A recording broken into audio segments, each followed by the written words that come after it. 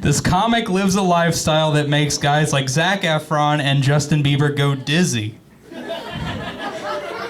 Legend has it that he once had a bar tab for $5,000 just on spilled liquor alone with Beyonce sitting in his lap.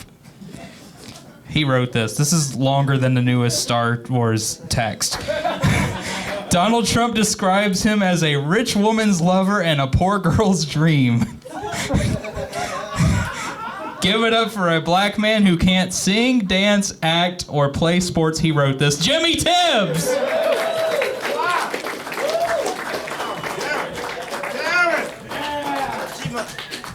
You know, Derek, sometimes true words are spoken with false teeth.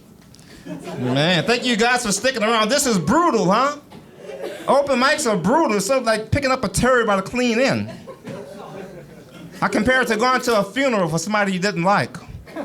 Everybody saying what a great guy Ted was. You're like, he owed me $100. Shit, it's rough, man. But I think you guys are sticking around, man. Come ahead next week. We got a special treat for you guys. We're gonna let everybody come in for free. Then we're gonna lock the doors, and we're gonna charge your ass to leave.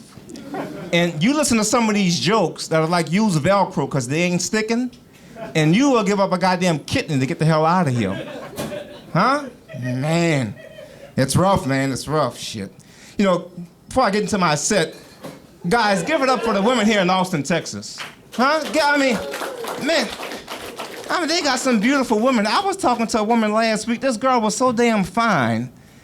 She made Katy Perry look like Rick Perry. That's how good looking this girl was. See, I wish I'd been here in my heyday. I'm in my 50s now. What I used to do all night takes all night to do. Man, shit. I always had a girl chase me in my heyday back in the days, man. That was because I stole her goddamn car keys. Shit, truth be told, in my heyday, I had poor self-esteem. I weighed 110 pounds. I couldn't gain weight for nothing. Weightlifting, protein shakes, brewer's yeast. The only damn thing that got big on my body was my nose. And it's still growing.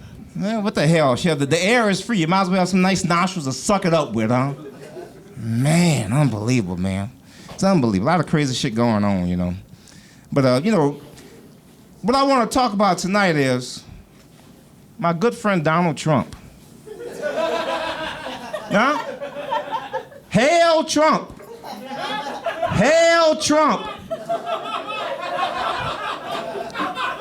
And if you don't like that, do like I do. I put the words "go to" in front of that.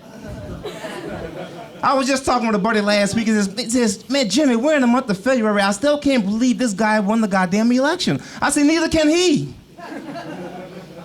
He said, I've done every damn thing to show these people I'm not qualified, and they still put my ass in office. But, you know, I did a little traveling after his victory, because I wanted to get the pulse of the nation. And, boy, let me tell you, I hadn't seen so many happy white people since Seinfeld came on the air. There was a white boy in Nebraska skinning so damn hard his ears disappeared. He was smiling his ass off. Man. And of course, when you travel, you gotta go through the goddamn TSA. So you guys, some of you kind of young, you don't remember, traveling used to be fun back in the old days. Now you gotta go through TSA. Totally stupid assholes. These people took my goddamn mouthwash, they took my face cream, and they took my lotion. What the fuck is wrong with you? Take a black man's lotion. By the time I got to Charlotte, North Carolina, I was so goddamn ashy, I looked like Wesley Snipes. You know, look at the guy from Blade. White men can't know that ain't me. Shit, I'm Jimmy Tibbs. Shit. Austin comic shit, you know. I don't give a damn who won the goddamn race. You know, Democrat, Republican, there are different wings on the same bird of prey, as far as I'm concerned. But could somebody, Dustin, get a good shot of this tie. Someone get a good shot of this tie. And send it to Donald Trump. He wears that goddamn tie all the way down to his kneecaps. Bothers the shit out of me. That shows you how simple-minded I am. This man has the nuclear codes.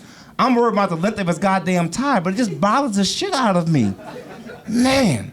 And of course, when I travel, I've got to stay in the best hotels. I'm Jimmy Tibbs. Sheraton, Marriott, Four Seasons. And there's a problem there because those places, the towels are so nice and fluffy, it's hard for me to close my suitcase. See, a lot of budget travelers just like me, huh? Shit, man. See, I should have taken an Uber. A lot less hassle. Have you ever taken an Uber? It is the most basic communication between two individuals, in my opinion. Yeah, right? You tell, kindergarten, pre-kindergarten, when you think about it, you get in the car, tell a person where you're going, and they take you there. Now, what is so esoteric about that? Nothing. People can't even do that. There was an asshole in California about a year ago, attacked the Uber driver, beat the guy up. And the guy had a camera, he filmed the whole thing, so it went viral. And the headlines read, Taco Bell employee assaults Uber driver. See, not if I was working at night, different headlines. Uber driver kills again. Yeah, you ain't kicking my ass in my own goddamn car. That ain't happening. No, that ain't happening. You can forget that shit. See, you best believe that ain't happening. When a black man says you best believe, you better believe. See, I got that civil rights strength. I got that mega errors Martin Luther King. I beat the hell out of your goddamn man. I'm so goddamn old. When I was a kid, they didn't call black people, they called us slaves. That's how old I am. Shoot. You know, I do a little bit of ride sharing myself. And I picked up a guy last year. He was visiting Austin. He was from India, the country. And I'm taking him to the Capitol. We're going across the Capitol, and this is right around dusk. And he said, what is going on? All the people at the bridge, what is happening here? I said, oh, that. I say, well, once a month, the richest man in Austin, Michael Dell, drops out of a helicopter with about 100 pounds around his waist. He falls into the river. Whoever saves him gets $20 million. And the guy looked, he says, come on, you got to be kidding. That can't be true. I said, no. The truth is, man, they watch the bats. The bats come out and fly out and go back underneath. And he looked at me and he asked, he says, why won't you tell me the truth? I said, man, that is the truth. Yeah. People gather to see rats with wings. That's what bats are.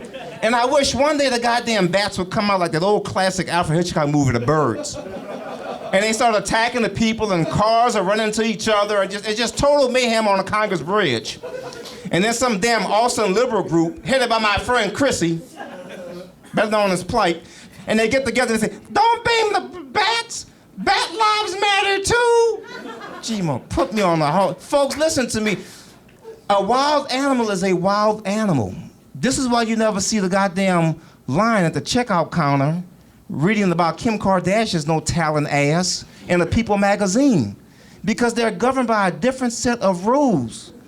God, I thank you all for listening to my bullshit tonight, man. You know, I came here from New Orleans after the hurricane, and it was just culture shock for me.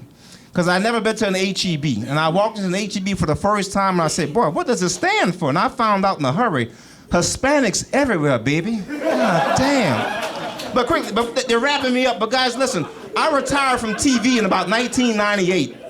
The last TV show I saw was this thing called Fear Factor. People eating goat testicles. I started reading books. But I got back into it with this TV show called The Duggars, 19 and Counting. Good Lord, say what you will about this Jim Bob Duggar. This white boy, he's got so much cum in him, he could shampoo a buffalo. Guys, thanks for listening to my shit. I'm Jimmy Tibbs. I'm still learning. Thank you. Thank you. Whoa. I think they liked it. Thank you, Derek. Good job, Jimmy. That was Jimmy Tibbs. That was a fun fucking time, wasn't it? Hell yeah.